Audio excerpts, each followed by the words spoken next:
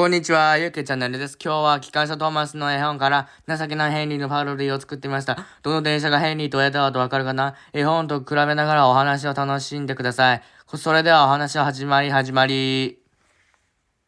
情けないハヤブー。N ゲジ君の仲間に雨が大嫌いな電車がいました。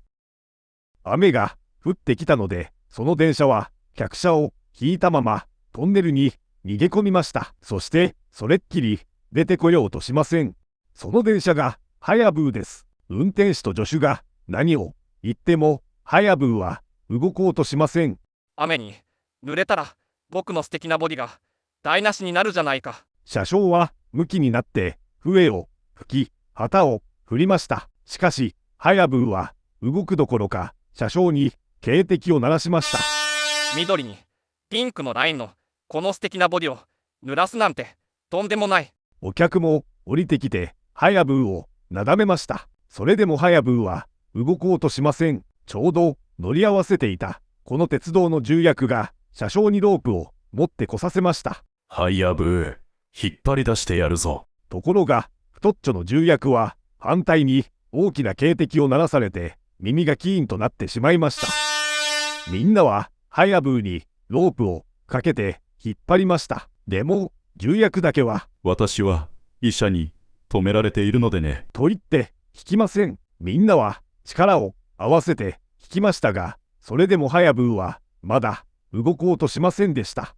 今度はトンネルの反対側から押してみることにしました。太っちょの重役はワン、ツー、スリー、それと掛け声をかけるだけで自分は手を貸しません。押すのも医者に止められているのでね。みんなはまた力を合わせて押しました。しかしハヤブーはまだトンネルの中です。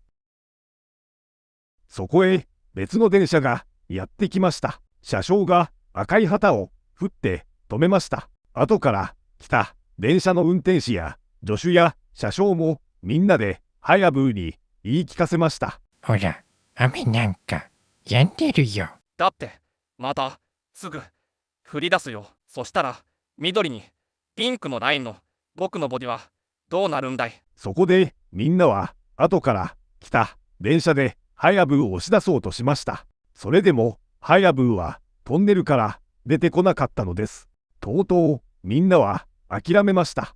いつまでもここにいるがいいじゃん。こう言ってレールを外しトンネルの入り口にレンガを積み上げてしまいました。もうハヤブーは出られません。別の電車が隣のトンネルを通り抜けていくのを眺めているばかりです。ハヤブーの素敵なボディを見てくれる人はもう誰もいません。ハヤブーは情けなくなりました。でも仕方がないですよね。